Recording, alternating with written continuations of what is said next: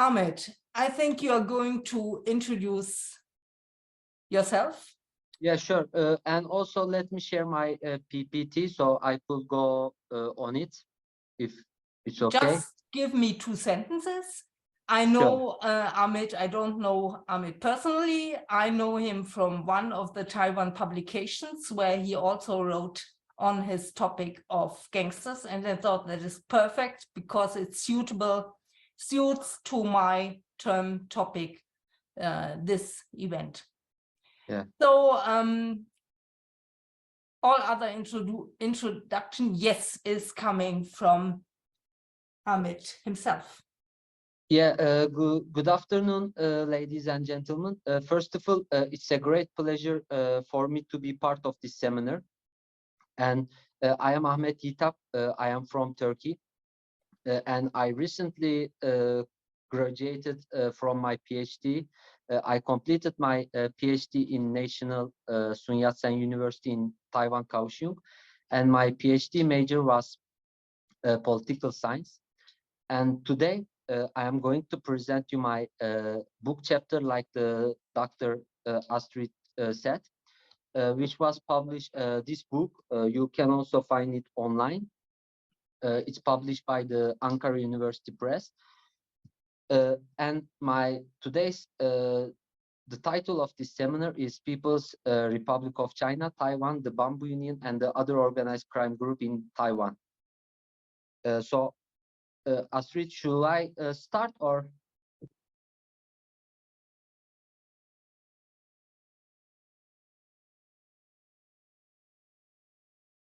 Hello, could everyone hear me? Yes. Mm-hmm. Yeah. Yeah, so should I start or should I wait the other person? Yes. Okay, I'm going to start. So I would like to first start with thank to Dr. Astrid to give me this opportunity to present my research in this institution. And as I mentioned today, I am going to present my book chapter, and the book chapter title is The People's Republic of China, Taiwan, the Bamboo Union, and other organized crime group in Taiwan. I find this topic interesting because most of the scholars focus on the cross-strait relations between Taiwan and China, but not many people know about the other side of the cross-strait relations. Because in recent years, it is thought that the organized crime group are used and manipulated by People's Republic of China. And this usage and manipulation bring the 2 questions in our mind. The first question is, why does People's Republic of China use organized crime group in Taiwan? And the second question is, how does People's Republic of China use the organized crime group in Taiwan? For what purposes? And to answer this question, I think first we need to understand the political life, the current democracy of Taiwan and the party system in Taiwan. And then we could understand the impact of the organized crime group in Taiwan. So in this direction, today I am going to present the organized crime group, their relation with politics, and their recent relation with People's Republic of China. And now I would like to start with the outline of my seminar. As usual, I will start with the introduction. An introduction, I will give the context of this seminar, and I will give briefly what are the focus of my seminar. And then I will give the historical background. And in the historical background part, I will not focus on the mainland Chinese history.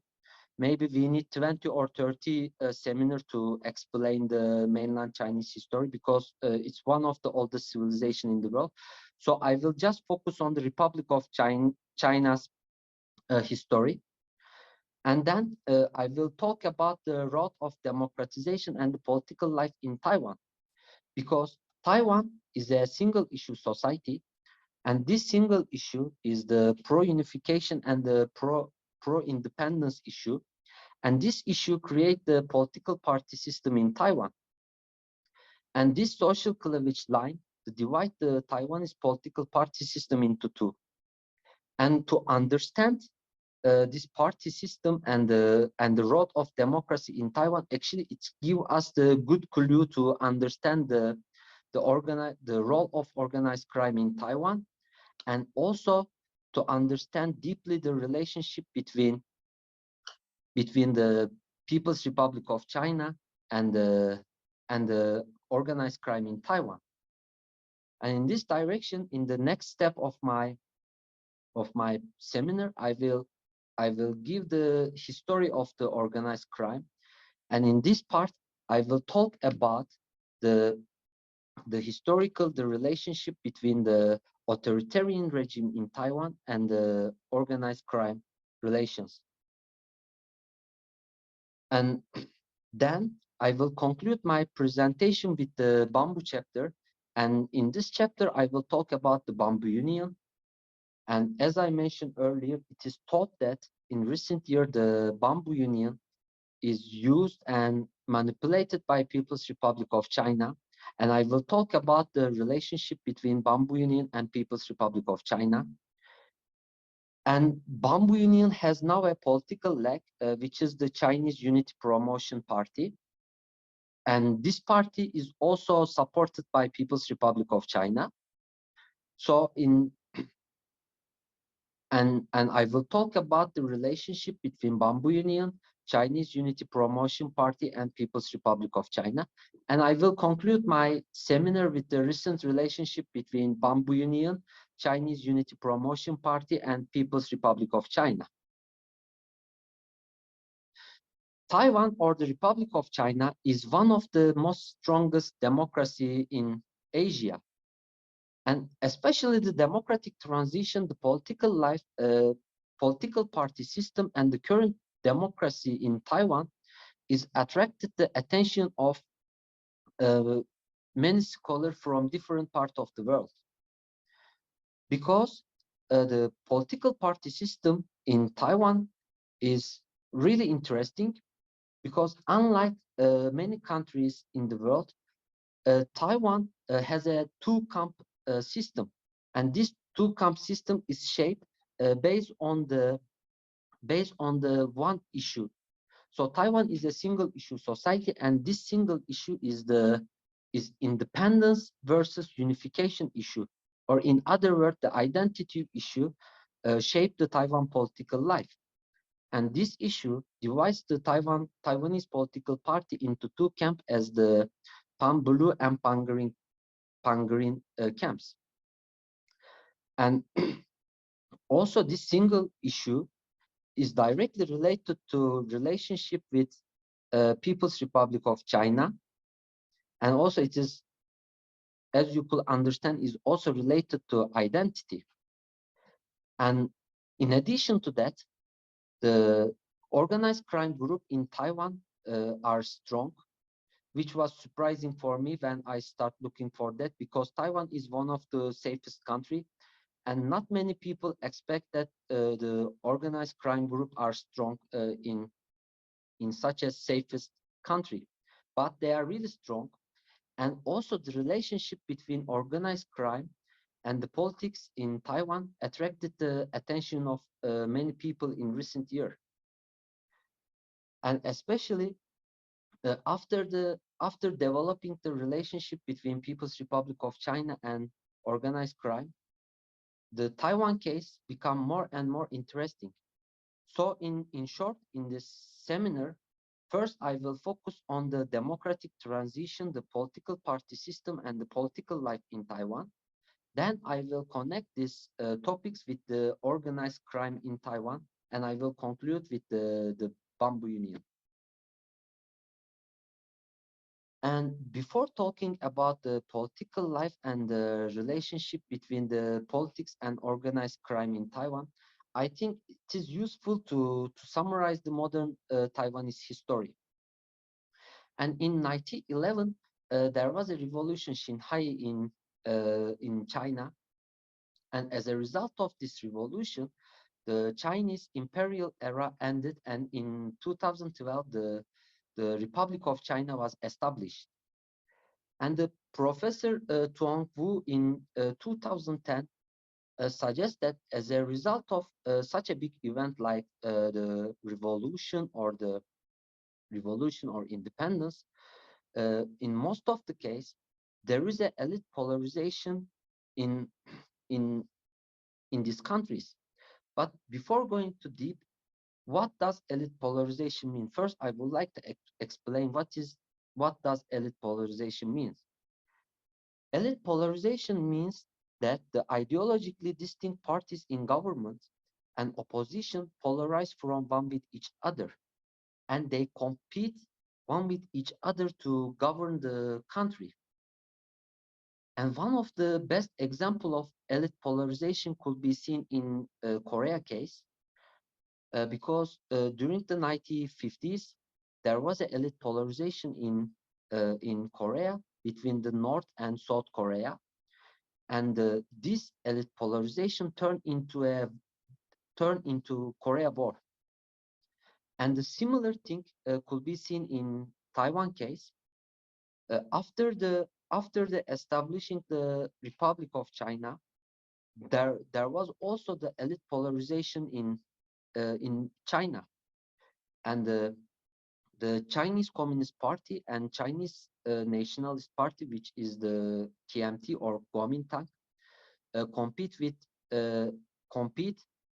to govern the mainland China.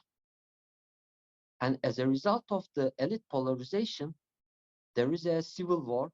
There was a civil war in China, and this civil war continued until 1949.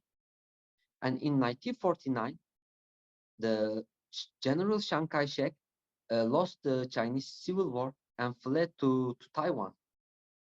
And when General Chiang Kai-shek arrived to Taiwan, actually he get away from one of his most important rival, which was the Chinese Communist Party or Mao Zedong, and and he monopolized the power under the one party regime, and he held the power until his death for many years with the People's Republic of China threat and policy of recontrolling the mainland China. And from 1949 to 1980s, the Taiwan was governed by an authoritarian one-party regime. And this party was the Chinese Nationalist Party or KMT. And until the democratization movement, as I mentioned, General Chiang Kai-shek monopolized the power, and he controlled the executive, legislative, and the judicial power in his hand. And also during the authoritarian era, the KMT prohibit all the local identities and the local dialects, and we call this period the re-Sinicization period. And during this era, the regime created a Chinese-oriented curriculum in the school, and Mandarin was only official and recognized language in Taiwan, and they prohibited to talk the other local dialect, and they also prohibited all the local identities.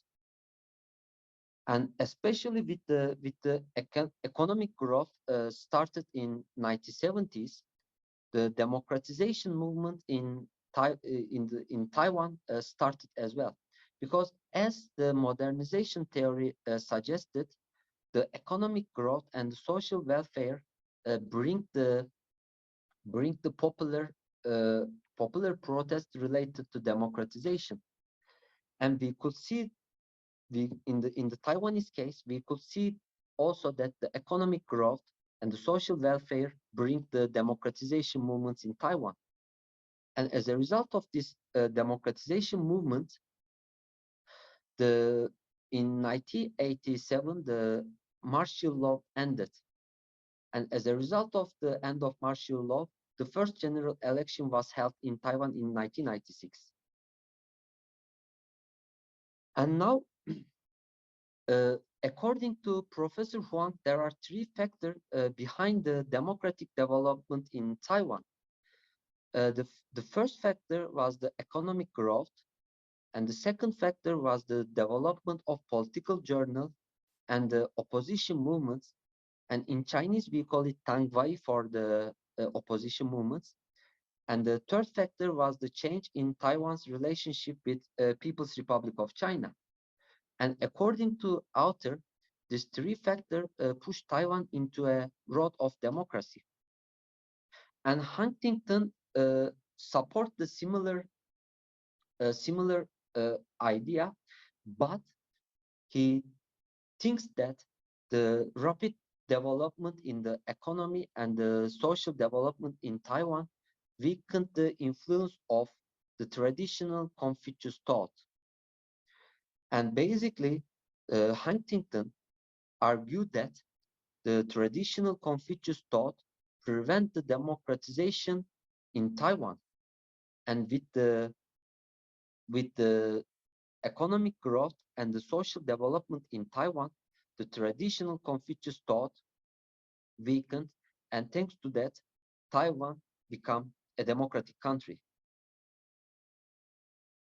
And Taiwan is always a single issue society. Even during the authoritarian era, Taiwan was a single issue society. And during the authoritarian era, the single issue was the reform and anti-reform movements. And, and as a result of the democratization of Taiwan, the single issue evolved into the unification and independence debate. And this social cleavage line created the Taiwanese political party system, and also it shaped the political life in Taiwan. And this issue is directly related to ethnicity and also Chinese Taiwanese identity. And Taiwan is an also interesting case because unlike the many countries in the world, the economic growth, employment, and environment issues are not the main debate in the political arena in Taiwan. The main issue in the political arena in Taiwan is the unification and independence issue. And this issue is located in the center of Taiwanese political life. And according to Achen and Wang in 2017, unlike many industrial democracy, the income distribution, materialism, post-materialism, the left-right divide, and the environment issue have not become the prominent issue in Taiwan. And, and also, the political parties did not differ much from each other in terms of the income distribution. And issues such as the social inequality actually caused problem for the ruling party in 2000's election, but it's never become the main issue in Taiwanese political life. And as I mentioned earlier, Taiwan is a single issue country, and this single issue is related to identity, or in other words, the unification versus independence issue shaped the Taiwanese political party system and also the Taiwanese political party. And this issue is located in the center of Taiwanese political life. And many academic research suggests that the system of political parties is created by line of social cleavage in countries. And Duverger, he is one of the well-known political scientists, and he is one of the most important scholar about the party system. And according to Duverger, one cleavage line is likely to create a two-party system, while a society with two different social cleavage line is likely to create a four-party system. And similarly, R.N. Lischbart, he is also one of the well-known scholar in political science, and he is also important scholar about the party system. And R.N. Lischbart support that more political disagreement in one country will create the multi-party system. And finally, according to Tagepera and Groffman, adding one of a number of issues give us the effective number of political parties. And Taiwan is one of the best example of the arguments of Duverger, Lischbart, and Tagepar and Groffman. Because Taiwan, as this scholar suggested, there is a one main social cleavage line, which is the unification versus the independence issue. And this social cleavage line create the Taiwan political system. And this independence unification social cleavage line divide the political party in Taiwan into two main camps. And this party system still continue in Taiwan. And in this direction, the Achen and Wang test the impact of other variables on the voting behavior of Taiwanese. And the Achen and Wang test the impact of regionalism, education, ethnicity, and age on the voting behavior of Taiwanese. And as a result of their research, the Achen and Wang found that the most of the northern Taiwanese cities support the KMT, and most of the southern cities support the democratic progressive parties. Actually, when we look at the last local election result, we could see that most of the northern cities elected the KMT candidate, and most of the southern Taiwanese elected the Democratic Progressive Party's candidate. But when we look at the map, the southeastern Taiwan is a pro-KMT region. So basically, we could also understand that we cannot generalize the voting behavior of Taiwanese based on the regionalism. For example, regionalism is one of the determinant factor in the South Korea political life, and the regionalism play an important role in the South Korea political life, but it's not main determinant in Taiwanese political life. And the authors test the impact of education and ethnicity as well, and they found that these two variables are not important in the political life of Taiwan. But they found that the age is an important determinant in Taiwanese political party system, but the age also is directly related to identity issue or the independence unification issue. And I would like to explain it with the recent survey data by NCCU. And according to NCCU 2022 survey, the 63.7% of participants consider themselves as Taiwanese. And 75% of these participants age between 18 and 30. As you could understand, most of the young people more consider themselves as Taiwanese. And the 30.4% of the participants in the survey consider themselves both Taiwanese and Chinese. And most of these participants age between the 40 and 50. So basically they went to elementary and primary school during the Renaissance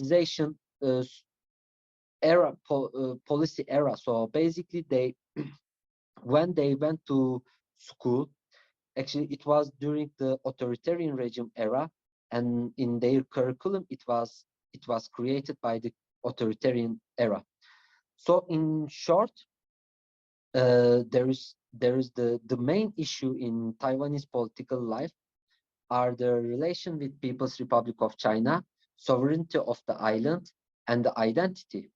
And we could collect this three issue under the one main social cleavage line or the issue, and which is the unification versus independent issue. And this issue shaped the political party system in Taiwan. And as you could understand, the party partisanship is primarily about the identities or the independence versus unification issue. And the other issues are not important or are not the main issues in the Taiwan political life. And the independence unification social cleavage line shaped Taiwanese political and also social life. And this social cleavage line divide the political parties in Taiwan into two main camps. And the first of this camp is the Panbulu camp, led by the KMT, and they are pro-unification with mainland China. And the second camp is the Pan-Green camp. They are pro-independence, and it's this camp led by the Democratic Progressive Party, which is the current government in Taiwan since 2016. And now I would like to start the history of organized crime in Taiwan. First of all, I have to say that most of the organized crime group in Taiwan are pro-unification. They are more close to pro-unification camp.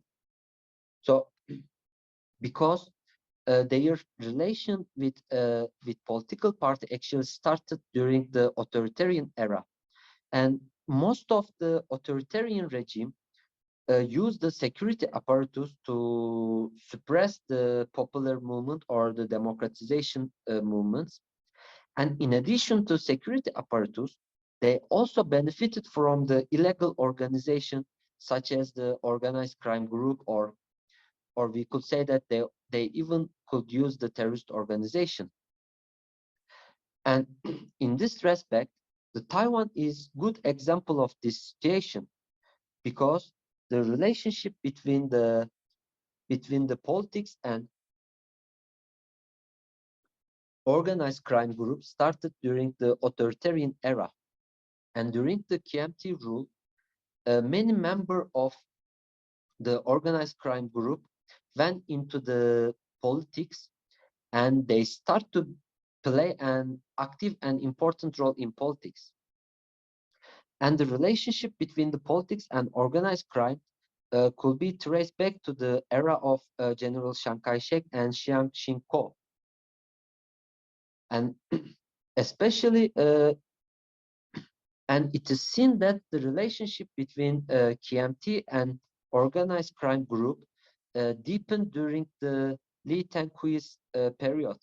And during this time, the Kuomintang regime used criminal organization to suppress the Tangwai or the opposition parties.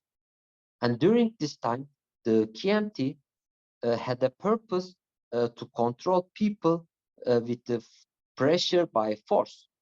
So basically, we could say that the KMT create an atmosphere of fear among people during this time. And one of the most important proof of the relationship between KMT and organized crime group could be seen in the murder of Henry Liu's case. In 1984, the two members of organized crime groups, or the Bamboo Union's member, killed the Taiwanese American journalist in USA, in the San Francisco. And actually the Henry Liu, he was against the authoritarian rule, and he wrote a book about the corruption in Taiwan, and he he wrote the relationship between the corruption and the authoritarian regime in Taiwan. And after publishing his book, two organized crime members killed him in United States.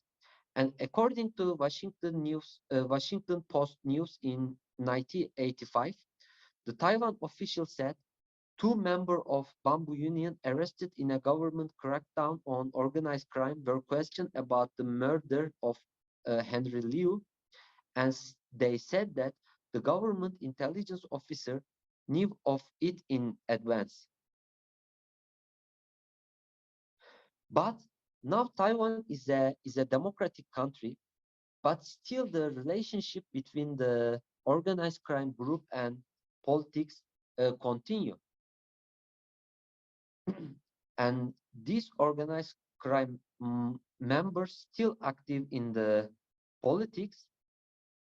And in addition to that, these organized crime groups are strong in many areas in Taiwan also. And many politicians have proven to have a direct or indirect relationship with organized crime group. But here we have to understand one thing. In most of the Western countries, the private life of politicians is not important. But the private life in Taiwan, especially in the politics, is really important. And most of the hostess clubs, the illegal casinos, nightclub, and and also the prostitution are controlled by the Bamboo Union and other organized crime group. And many dissident politicians got into a scrape due to their private picture in these organized crime group controlled places, and therefore many politicians are afraid and fear about this issue. And in this way, some politicians are controlled by organized crime group time to time. So it's different than most of the Western country, but this is the reason why the organized crime group are still strong in the Taiwanese political life. An organized crime group took advantage of the democratic transition of the Taiwan, and they captured the political office in Taiwan. And to explain the relationship between the politics and organized crime more deep, I would like to show the 2003's data. And according to 2003's data, among the elected representative of gangster is 33.3% of the consigliere of the city and county, 25% of the representative of the provincial assembly, and 5% of the officer and senators of the National Assembly. And here I have to mention that when I talk about Heida or black gold, which we use to explain the relationship between the politics and the organized crime group in Taiwan, and this is not limited to nationalist Chinese Nationalist Party or KMT, but also some DPP politicians have relation with the organized crime group in local and in the national level. So basically, when I talk about the politics, I don't mean that I don't talk about only the relationship between Komintang and organized crime members. So basically, some of the DPP members have also direct or indirect relationship with organized crime members. And according to Chow, there are three types of gangster group in Taiwan. The first gangster group is the cultural form of gangs, and mostly it is the cultural form of organized crime group are similar to mafia in United States and Italy. and most of their members are uneducated young people. And as a result of the economic growth in Taiwan, the financial crime or organization arose, and they become more stronger with the economic development in Taiwan in the 1960s. And the final form of the organized crime group is the political form of organized crime group. And this form of organized crime group arose as a result of the Henry Liu's murder in 1984, because with the pressure of United States and the Western powers to Taiwan, the KMT government started the judicial process over the organized crime group.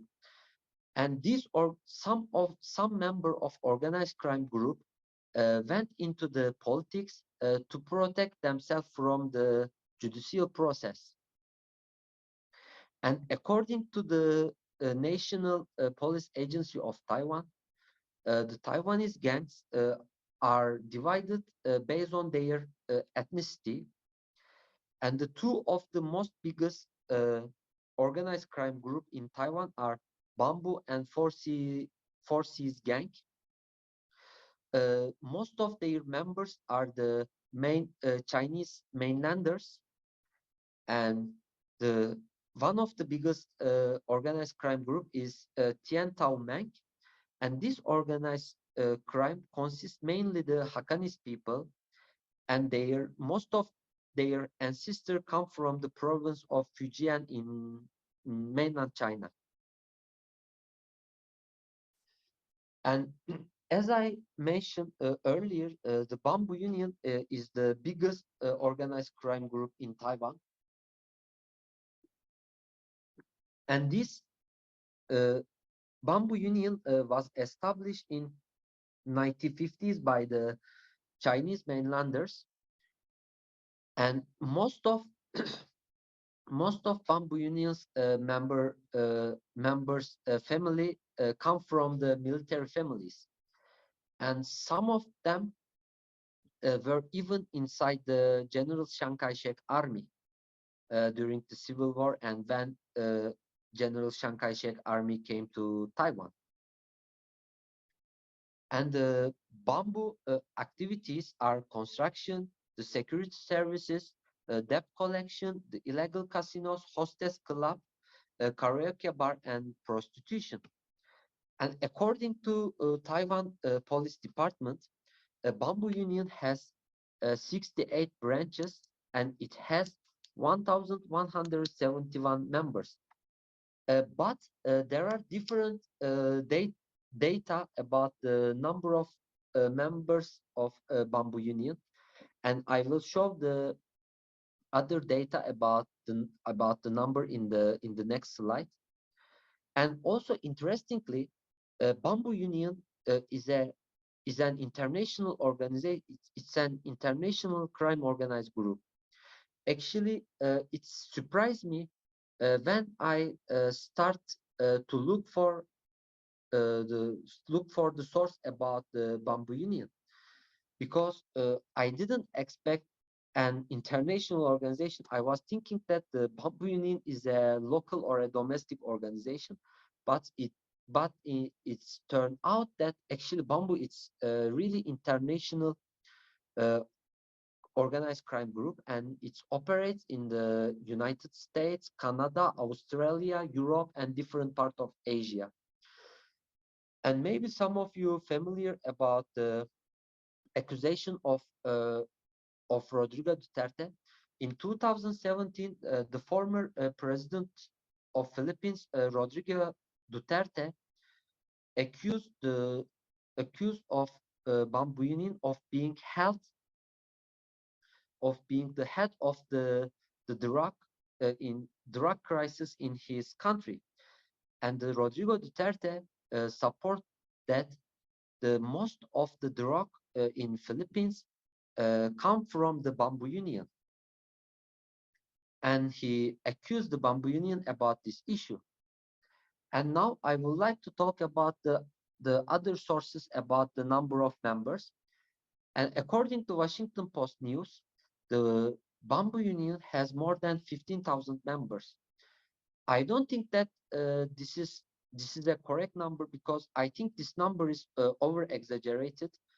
I don't think that currently I don't think that Bamboo has more than 15,000 members.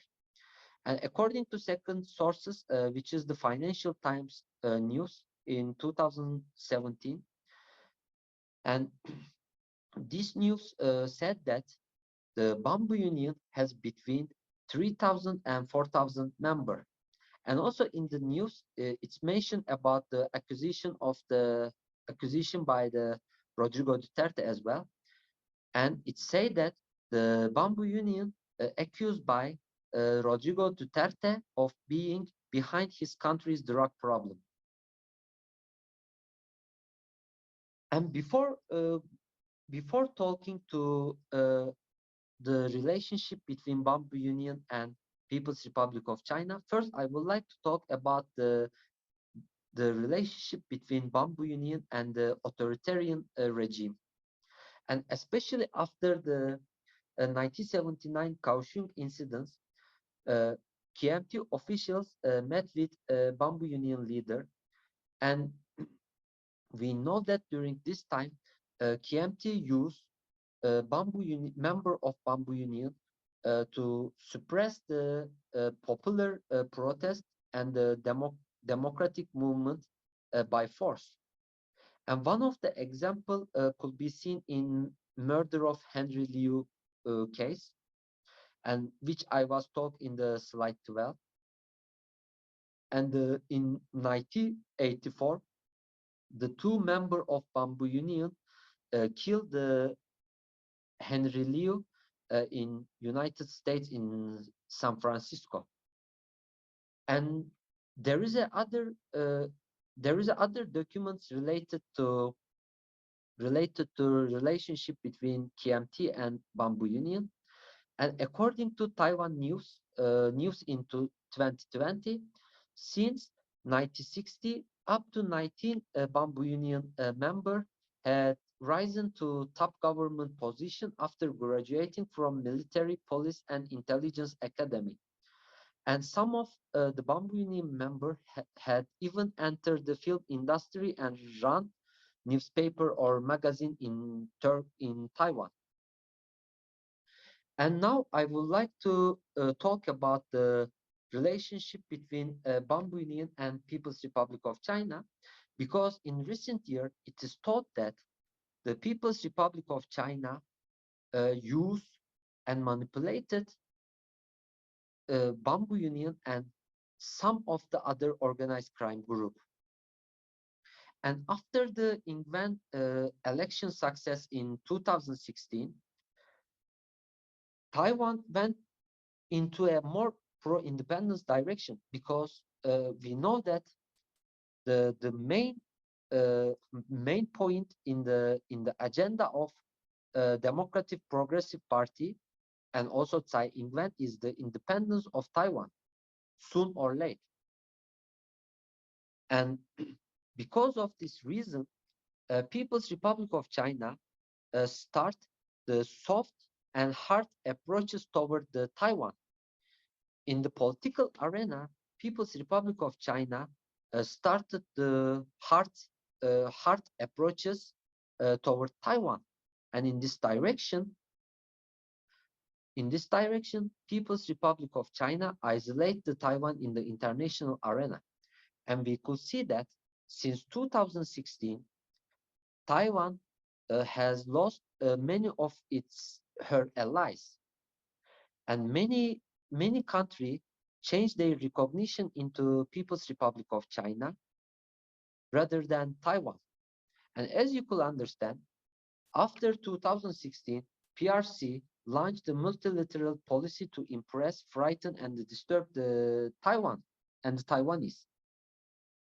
And also People's Republic of China started to soft approach toward the Taiwanese people. So the purpose of the soft approaches is win heart and mind of Taiwanese people. And in this direction, People's Republic of China started 31 incentives to influence the young Taiwanese positively toward People's Republic of China. And Taiwan media reported that the People's Republic of China financed and supported the pro-unification organization, and also the organized crime group are close to pro-unification camp. And with this hard and soft policy, actually, Chinese Communist Party would like to imbalance the Taiwan society and undermine the support for the country's democratic institution. So in other words, the People's Republic of China tried to create a chaos inside the Taiwan. And in addition to chaos, it's tried to create an atmosphere of fear among the Taiwanese. And in this direction, China tried to prevent the independence of Taiwan.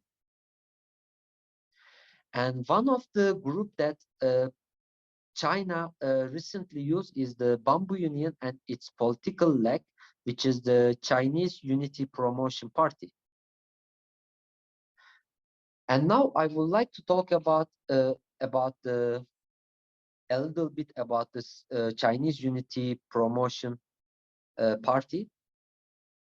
And Chang Anglu, he is a former leader of Bamboo Union. He is also known as the White Wolf, and now he is the leader of the Chinese Unity Promotion Party. And he was in the exile for a long time in the mainland China. While he was in exile in mainland China, he met with many officials from the Chinese Communist Party. And when he returned to Taiwan, he founded the Chinese Unity Promotion Party.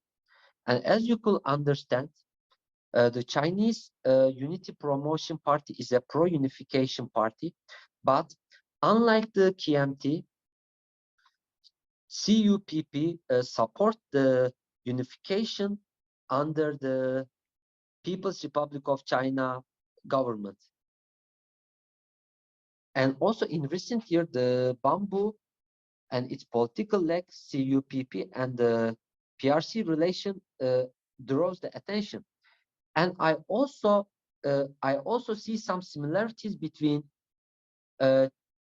PRC's recent policy with the Russian policy toward the Ukraine until 2022, because as we know that after the invasion of Crimea by Russian, actually at the same time Russia started to support the separatists in the Donbas region, and until 2022 Russia support the separatists in this region.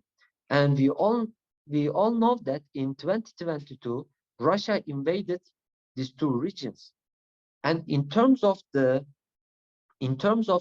recent PRC policy toward Taiwan, I think we could find some similarities between Russians policy toward Ukraine, especially the Donbas region until 2022, and the PRC's recent policy toward Taiwan. But unlike Russia, up until now, China does not support any separatists or the terrorist group in Taiwan. And one of the example of the relationship between Chinese Unity Promotion Party and People's Republic of China is CUPP and PRC established together the Taiwanese Farmer Association, the Agriculture Production and Marketing Group. This group is still active in Taiwan and China. And here I would like to say that CUPP has the three main supporters, and These supporters are the Bamboo Union members, some of the religious temples member, and some Taiwanese businessmen who live abroad. And maybe you surprised when I say some of the religious temples, because Bamboo is a is really is a really religious organization like Yakuza in Japan, and they are Buddhist, and some of the income of Bamboo Union come from the temples which collected by the donations from the people. And now I would like to talk about the recent relationship between the Bamboo Union and People's Republic of China. Actually, CUPP, the Chinese Unity Promotion Party members, use physical violence against the demonstrator in many anti-Chinese protests.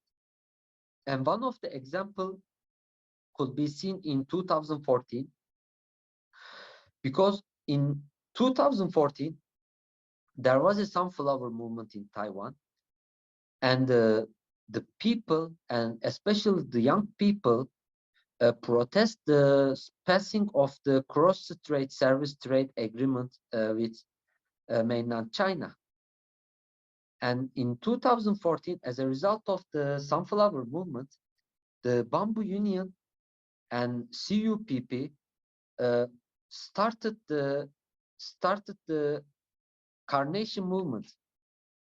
And White Wolf, or the Chan Anlu, former leader of Bamboo and the current leader of CUPP, play an important role in the Carnation movement. And White Wolf, or Chan Anlu, organized many anti-sunflower movements with his men, and time to time they attacked the protesters who belonged to sunflower movements. And the second example could be seen in 2017. And 2017, there was the Chinese talent contest, Sing China, China Shanghai Taipei Music Festival. And this music festival was protested by pro-independence, Taiwanese pro-independence activists. And these protesters were attacked by CUPP and the Bamboo Union members. And many of the pro-independence activists were injured as a result of the attack by Bamboo Union and the CUPP members. And finally, as we all know, that in August 2022, Nancy Pelosi visited to Taiwan. And about this visit, most of the Taiwanese are happy about this visit, because first of all, just when she was on the sky, the Nancy Pelosi was on the sky, more than 700,000 people followed online her flight. So for a 1 week, many people in the different part of the world read the news about Taiwan, and they follow the recent developments in Taiwan. And actually, this visit gained international visibility to Taiwan. So for this reason, most of the Taiwanese were happy about the Nancy Pelosi visit. But some Taiwanese were not happy about her visit to Taiwan, and and they organized some protests against the Nancy Pelosi visit. And the leading group among the anti-Pelosi visit group was organized by CUPP and the Bamboo Union in different parts of Taiwan. These three pictures were taken from the Taiwanese newspaper, and these all are the member of CUPP. As you could see, in the right picture is the Chan Anlo, the former leader of Bamboo Union, and the current leader of the Chinese Unity Promotion Party. And maybe some of you saw this picture because they wrote wrong. They wrote wrong in the protest. Actually, they would like to write that war maker Pelosi don't make trouble for us, but instead of that they misspelling. So it was a funny picture. And in the right picture, actually, Chang Anlo tried to explain what they want to say. And as I mentioned, the CUPP organized many protests against the Nancy Pelosi visit, and the picture in the center is taken in one of Taiwanese city.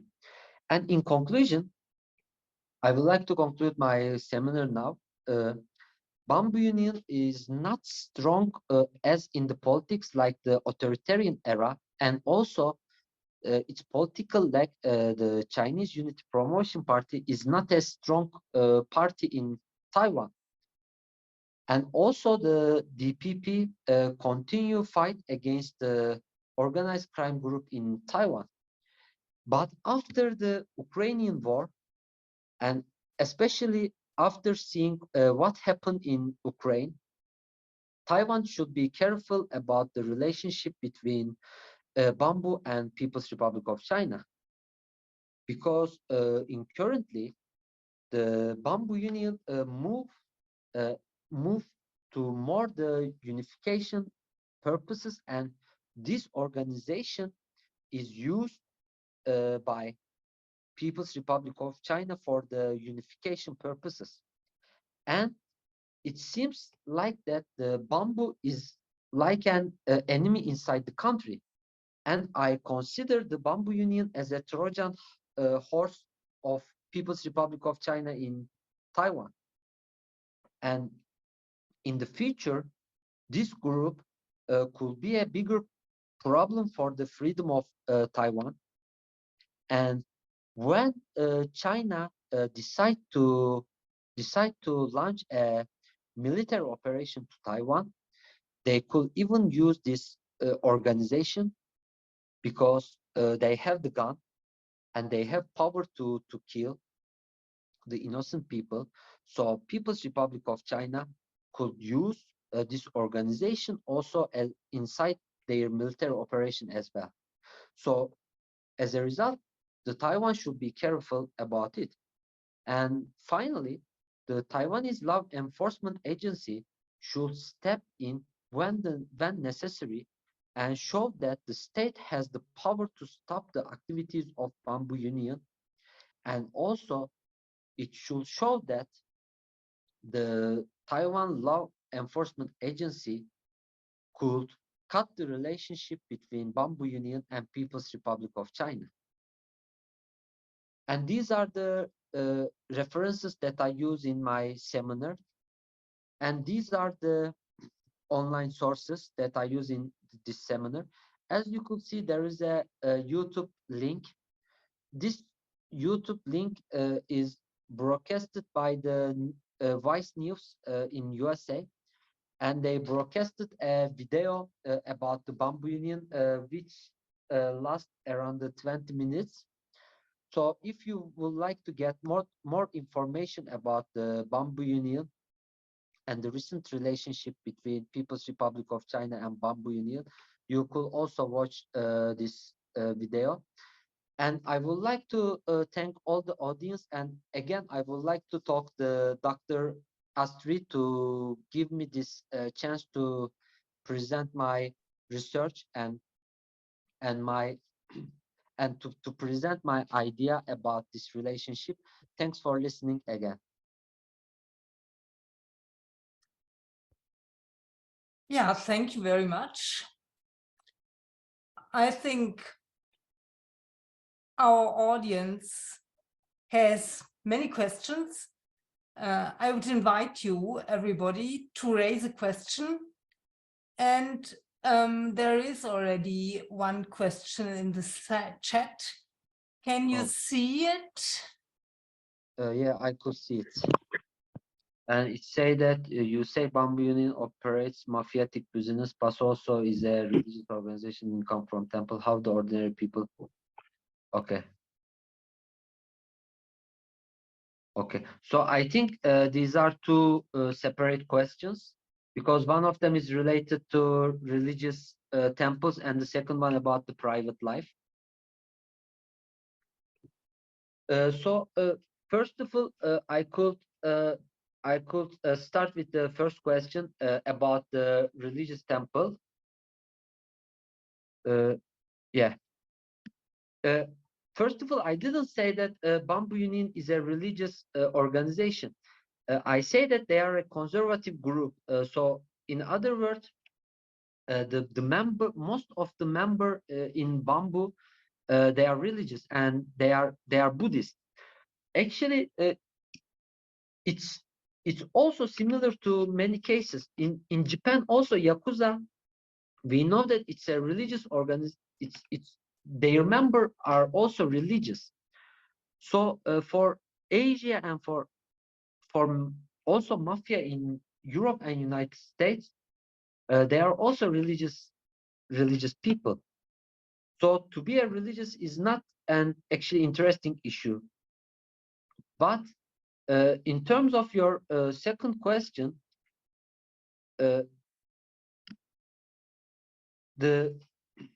for a Westerner, it's really difficult to understand the importance of private life in Taiwan, because in most of the Western countries, if you are not part of the corruption of, if in your private life, if you are not a pedophilia, actually you could continue your political life for a long time. But in Taiwan, the private life of the politicians really important, and the organized crime group know the importance of private life for Taiwanese, and for this reason, in some cases, actually they are blackmailing to politicians to force them to give some opportunity the organized crime group member. So for this reason, the private life is really important. So I know that it's a little bit difficult to understand for with a Western perspective, but when we look at from the Eastern perspective, we could understand the importance of private life for people. So as a result of this kind of blackmail, actually when there is a blackmail by organized crime group, actually people support this. People are become against the politicians that they already blackmailed by organized crime group. So people could turn against these politicians if they have a problem in their private life. So did I answer your question, or you have more questions? I might add one for the Bamboo Union. You said that it's also present in Europe. Yeah. Do you mean there are Bamboo Union members in Austria or in Turkey? I don't think that there is the Bamboo Union member in Turkey, but it's actually when I say the some part of Europe, mostly I talk about the Great Britain and maybe the eastern part of Europe, because first of all, in the drug trafficking in Asia and also in Europe, Bamboo Union is really strong. So for this reason, if a country is a strong in term is a important destination in terms of the drug, probably there are some Bamboo Union, but I don't think that there are, because I didn't see any news or data about the Bamboo member in Turkey or Austria, and I even didn't see any news about the Bamboo members in Germany. but I know that there are some bamboo members in Europe, but I cannot say specifically in which country. Does anybody have a list of members, or is it basically secret? Yes, some of the members are secret. For example, about the United States, just last month, one bamboo union member arrested in United States because he killed a Chinese American in United States. Mm-hmm. So actually, the bamboo union members, there are some bamboo union members still in United States, and we also know about them, and we could follow the news related to them.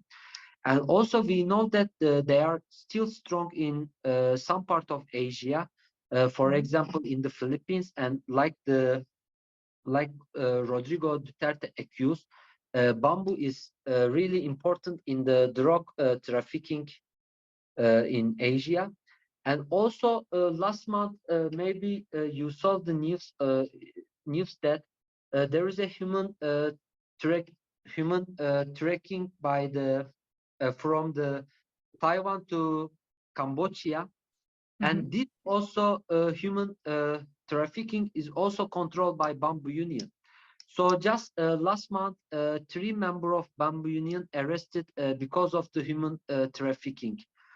But I will repeat again, but I am not sure about Europe, in which country they are strong. Are there members in everywhere in Europe, or just specifically some countries? So I don't have data, so I cannot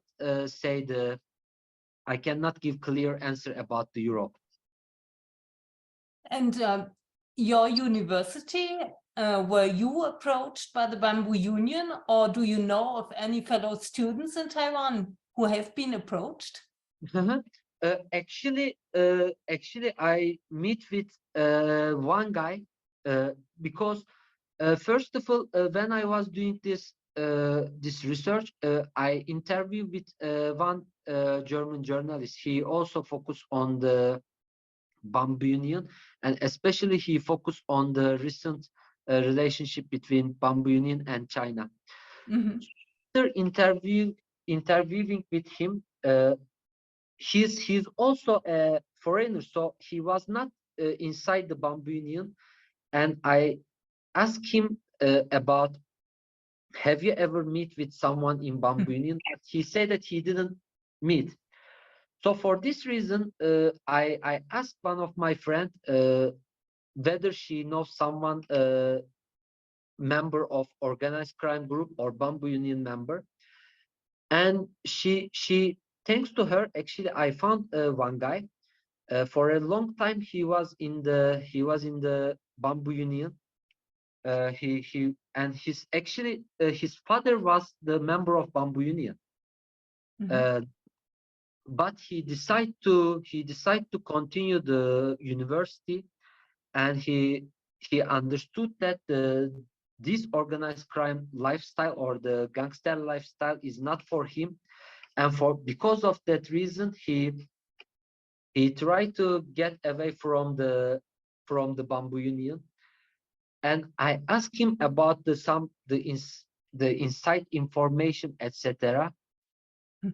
He also said that he doesn't know exactly how many members Bamboo Union has, actually. And actually, my biggest concern was about the relationship between the CUPP and the Bamboo Union, because as I mentioned in the presentation, the Chinese Unity Promotion Party is established by a former leader of Bamboo. And I would like to understand that there is still these two still the same thing. So let's say the member of Bamboo Union are member of the CUPP or not. And actually he he said that yeah, most of the Bamboo Union members, for example, he gave me an example from his father. He said that yeah, in terms of the protest, etc., he is going to CUPP organized protest, but he said that he doesn't vote for CUPP, and he said that actually his father still vote for KMT. So actually my main uh, main interest was about the CUPP and Bamboo Union in the current era. But he told me that actually yeah, there are some Bamboo member support the CUPP, but not all of them. So I can say that we cannot generalize the relationship between CUPP and Bamboo Union. And you mentioned she. I need to ask you because I'm a gender person.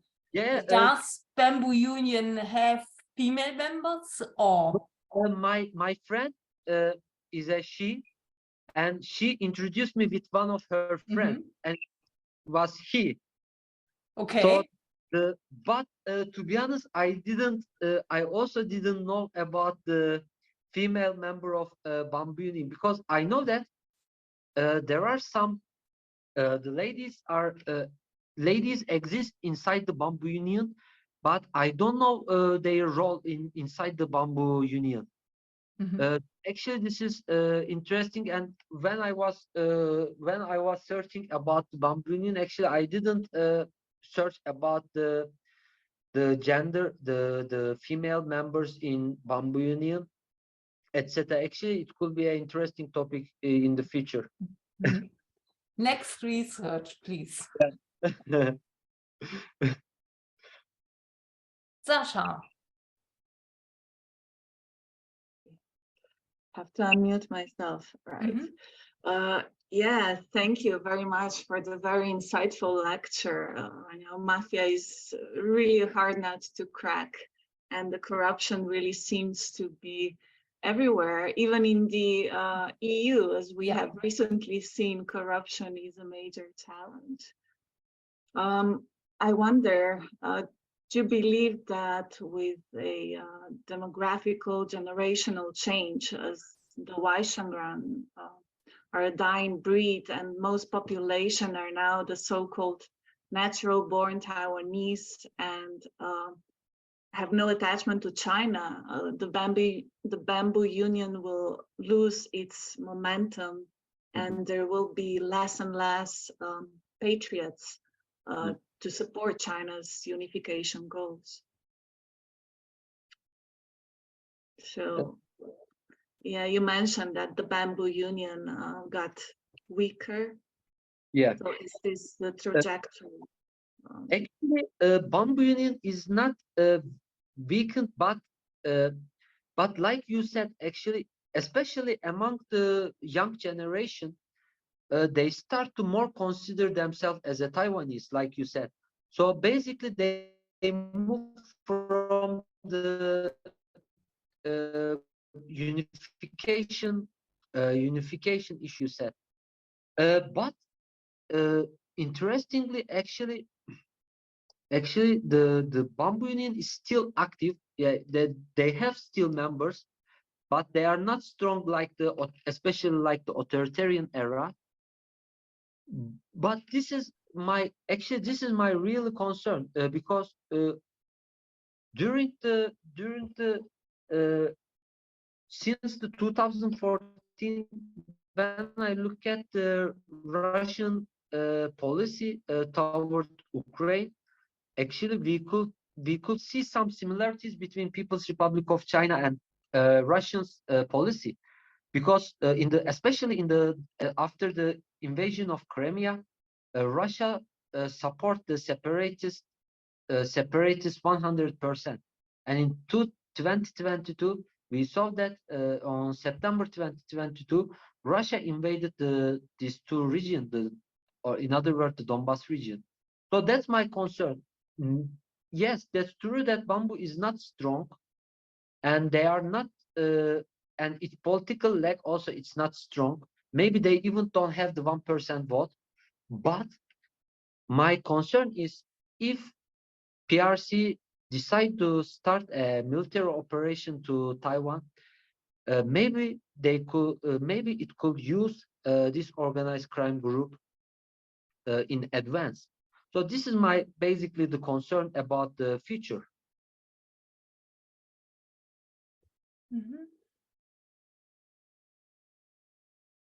Yeah. Thank you. I see another question from Neri in the chat, maybe. Given such gangsters are allowed to live abroad, can we conclude that other countries are also using? Actually, I don't have any source about it, but I don't think that it is likely because how we know that PRC used the Bamboo Union or its political leg, because we have the proof about it, because actually there is even the official documents that CUPP, the Chinese Unity Promotion Party, which is the political leg of Bamboo, and People's Republic of China established together the Taiwanese Farmer Association group, and this group is still active. So with this proof, we could say that PRC used the Bamboo Union and its political leg. But about the other countries, we cannot say this one because we don't have any proof, or I don't have any data. So if for this reason, I cannot say that the other countries could use the organized crime group in Taiwan. So I couldn't say that.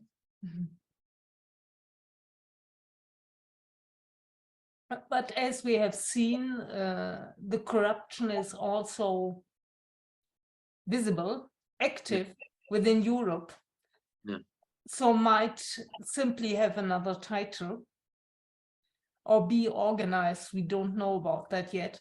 Yeah. But of course, the Bamboo Union is also, as you told us, is proud of representing Chinese characteristics. And I think this is also related to their relationship with temples. Yeah. You can only do that if you are actually familiar and support the local customs. Any further questions? Students, people?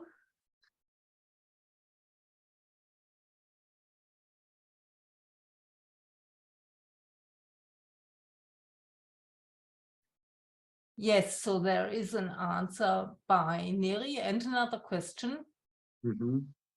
I asked that since the Duterte accused them to. But this is not because the Rodrigo Duterte accused them of being the main problem behind the problem of the drug in Philippines. So, but in this case, Rodrigo Duterte did not use the Bamboo Union. So as I mentioned, Bamboo Union is an important actor, especially in the Asia of the drug trafficking. So, and the distribution of drug, Bamboo Union play an important role because they are active in the drug triangle, which is located with Cambodia, Myanmar, and Thailand. So they have operation there. The Bamboo Union has operation there, and they distribute the drug to different countries. But in that case, the Philippines did not use Bamboo Union. So the Duterte accused Bamboo Union of being the main problem behind the drug problem in Philippines. And one more question: what is anti-sunflower movement about? What was its purpose and outcome? The sunflower movement was about the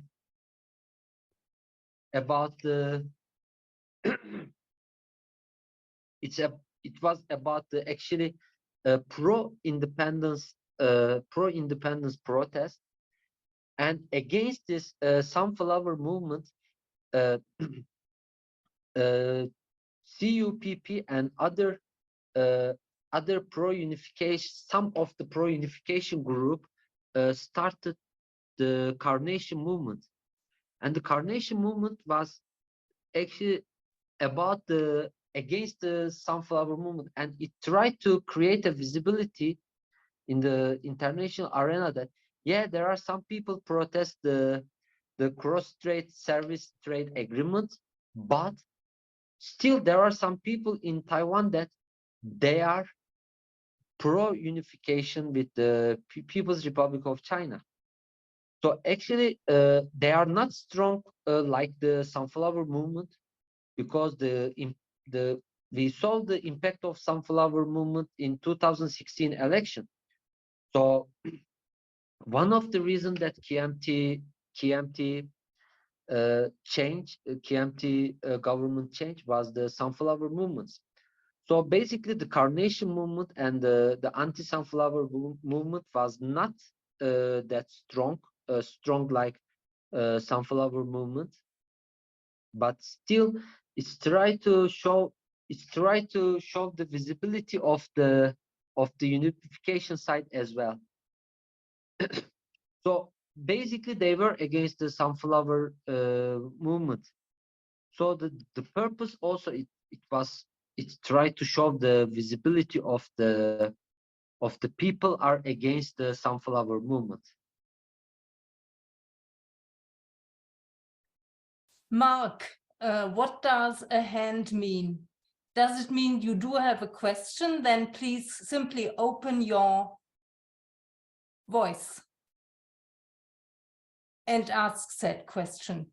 Same with Mamma Mia and Friedrich Berchtold. I have seen a hand, but do not know what a hand means.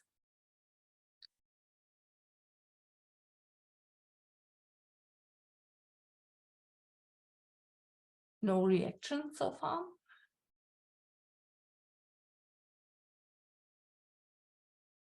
I guess students are shy. Yeah, probably. Yeah, so they comment on the chat.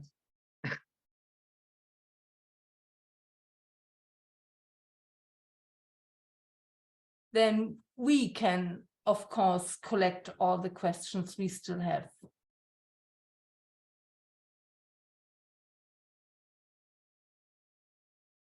Maybe on a lighter side.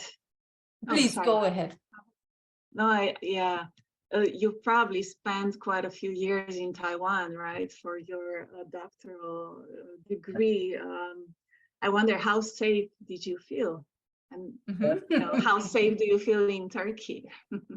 Actually, I am going back to Taiwan next week, next Monday, because I also completed my master degree in same university, in National Sun Yat-sen University, and my major was Asia Pacific Affairs. And in Taiwan, as the data show, actually it's really the safest country, and especially during now in Turkey there are a lot of political debates, and in 2023 we have a historical election. We consider it one of the most historical election in Turkey. So for this reason, the people are really, they are not happy, because the economy, the Turkish economy declined. And with the economic decline, of course, the social welfare also declining, and also the COVID virus affected Turkey a lot, especially its economy. For example, in Taiwan, I didn't see any effect of the COVID-19 because the Taiwan, even if they were closed for, as you know, that for 3 years, actually almost 3 years, Taiwan stay the close, and not many people could enter Taiwan without quarantine. But actually, in Taiwan, I didn't see the economic impact of the COVID-19 in Taiwan. But graduated from my PhD on August, and when I come to Turkey, actually I shocked because the all prices are affected, and the most of the prices are increased. So actually it was really interesting for me to feel the different atmosphere. So for this reason, I will I will go back to Taiwan as soon as possible. Actually, it's improving. I remember that last year we wanted to invite several colleagues from Taiwan, but they all declined. The reason was only that they should have to go, everybody had to go into quarantine for several weeks. I think that was the reason of not being able to travel. And that's obviously only about to change. I don't know about your experience, Sasha, but I know that a Taiwanese colleague of me is taking her sabbatical and is going to be in Europe for a few months and hopes that when she gets back, there's no quarantine whatsoever. There is no Taiwan removed the quarantine policy. Now they just suggest to stay the self-quarantine for at least 2 days. But even if you don't stay quarantine, there is no problem. So now when I will go back Taiwan on December 19, that's my flight. So during that time, I will not have quarantine. So since the October 14, yeah, Taiwan is open country. Now it's allowed to go and visit such a beautiful country. Yeah, soon. As soon as we do have another holiday, I'm of course thinking of taking the Taiwan flight. But we are very happy as a center because of the colleagues from Taiwan. Yeah, some of them were not very happy with doing a speech or talk virtually. They would rather like to come and be here in person. So yeah, we can understand that. Yeah, actually the real seminar, it could be, the on-time seminar, it could be good face-to-face seminar. But unfortunately, as a Turkish student, we have the visa issue, and and to come to Europe, it's quite a quite a challenging issue for a Turkish student. So for this reason, yeah, I prefer the online seminar more. Yeah, of course, once upon a while. But actually, we are also planning for next year and then having an event or a workshop or whatever we can have in person. Yeah, hopefully. Yeah. Listeners, any questions left? Otherwise, we have kept Ahmet for over half an hour, additional half an hour discussion. We should not keep him and everybody else much longer. Ahmet, I would like to thank you very much. Yeah, and my next question, last question would be, what is your current research doing with the topic? Are you planning to continue to do research on gangsters, triads? Yeah, especially about the, I am currently writing a paper about the recent Nancy Pelosi visit, because as I mentioned in the presentation also, the CUPP and Bamboo Union's member protest the Nancy Pelosi visit to Taiwan. And they organized the protest in different Taiwanese city. So now I am currently writing a paper, and actually the title, it will be the Trojan horse of the PRC in Taiwan. So now I am actually continue to focus on the Bamboo Union and also the relationship between the Taiwan and People's Republic of China. In other words, the cross-strait relations. And that leaves my final question, I promise, is what about Hong Kong? Oh, yeah, Hong Kong, it's actually, it's give us the great example to understand the future of Taiwan, actually. But, yeah, but actually Hong Kong, I never focus on actually the Hong Kong issue is not attracted my attention a lot. No. But like you said, actually Hong Kong, especially the recent issue in Hong Kong, give us some example about the future of Taiwan as well. Because now the especially the PRC's discourse is, yeah, there will be unification between Taiwan and PRC, and there will be one country, two system. And especially in Hong Kong, we saw that the one country, two system do not work well. So actually, like you said, to focus on the Hong Kong case, and also the organized crime group are also strong in Hong Kong.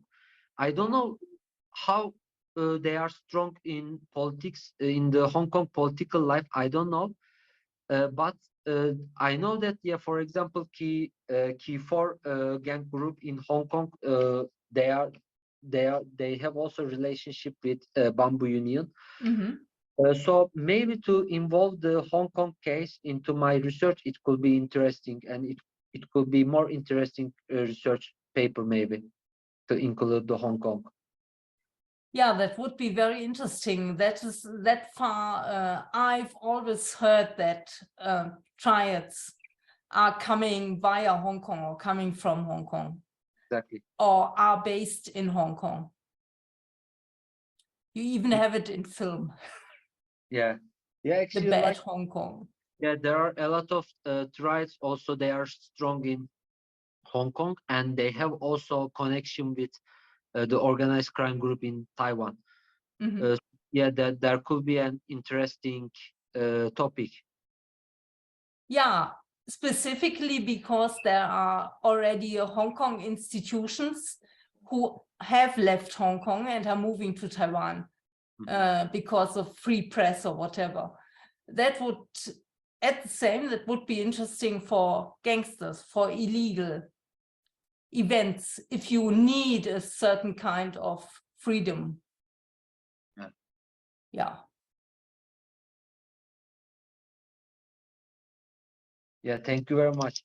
We do have thanks, happy Christmas, blah, blah, blah. Okay, these are only Christmas wishes. We are looking forward to our holiday.